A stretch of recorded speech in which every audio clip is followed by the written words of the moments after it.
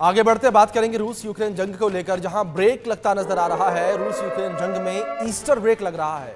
जंग के बीच पुतिन ने सीज फायर का ऐलान किया है। पुतिन ने युद्ध विराम का ऐलान किया है।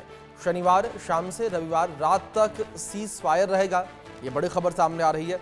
ईस्टर को ध्यान में रखते हुए ये ब्रेक का ऐलान किया गया। ये बड़ी खबर जो सामने आ रही है।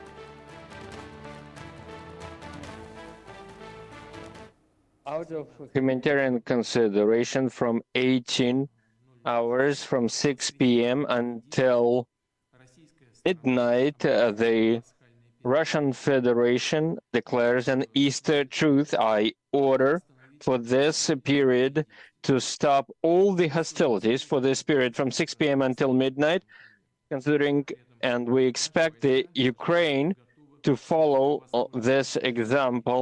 At the same time, we need to be ready to fend off any aggression coming from Ukraine. We know that the Kiev regime, as you have just reported, has violated the agreements not to target energy infrastructure facilities. So please be ready to respond to any aggression.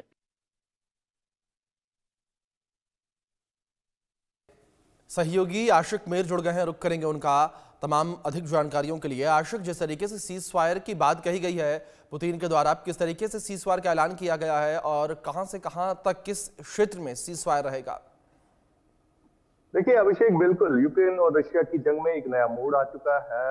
अगर हम बात करें राष्ट्रपति Putin की, उनकी तरफ से जो है अब ऐलान किया गया है ईस्टर युद्ध विराम का, और ये ऐलान जो है शनिवार को किया गया है, जो कि आज रात तक रहेगा। हालांकि इसमें पुतिन ने ये भी कहा है कि लगातार जो यूक्रेन की तरफ से जो फायरिंग की जाती है, जो वो बमबारी की जाती है, उसको ध्यान में रखकर अब यूक्रेन को भी इस पर अमल करना चाहिए। हालांकि अगर हम बात करें, कुछ दिन पहले पेरिस में एक अहम बैठक हुई जिसमें अमेरिका की तरफ से भी रिप्रेजेंटेशन रही। उसमें यही चीजें बताई गई कि किस तरह से इस युद्ध को जो है रोकना है, और यही सलाह दी गई दोनों देशों को कि किस तरह से आप इस युद्ध को रोक सकते हैं।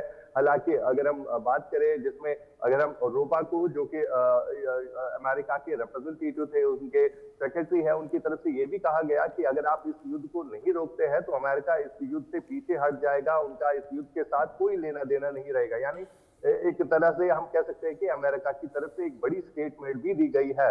फिलहाल इस युद्ध को जो है रोक दिया है आज रात के लिए, लेकिन जिस हिसाब से अब यूक्रेन भी बार बार ये बता जा रहा है कि रशिया जो है उनकी जमीनों पर कब्जा कर रहा है, और रशिया की तरफ से एक बयान आया है कि उन्होंने 99% जो यूक्रेन के पास उनकी जमीन थी उसको उन्होंने वापस भी लिया है। लेकिन बार बार अब ये देखा हो जा रहा है कि जो स्टैंड ऑफ रहे हैं, जो बात है फिलहाल वो कहीं ना कहीं बनती हुई नजर नहीं आ रही है, जिसके चलते जो है आगे इस जंग का क्या हाल होगा, क्योंकि अमेरिका भी जो है अब पीछे हटता हुआ नजर आ रहा है। अभी बिल्कुल आशिक, जाहिर तौर पर जिस तरीके से आपने जिक्र किया, जिस तरीके से पुतिन ने युद्ध विराम का ऐलान किया है, जाहिर तौर पर उनके रुख जो है वो नरम पड़ते नजर आ रहे हैं, क्योंकि क्रिसमस के मौके पर भी उन्होंने युद्ध विराम का ऐलान नहीं किया था। लेकिन अब युद्ध विराम देखना दिलचस्प होगा, लड़ाई आगे क्या मोड़ लेती है।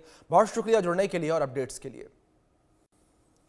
तो वहीं 2 दिवसीय सऊदी अरब के दौरे पर पीएम मोदी जाएंगे। 22-23 अप्रैल को सऊदी अरब के दौरे पर पीएम मोदी रहेंगे। डिफेंस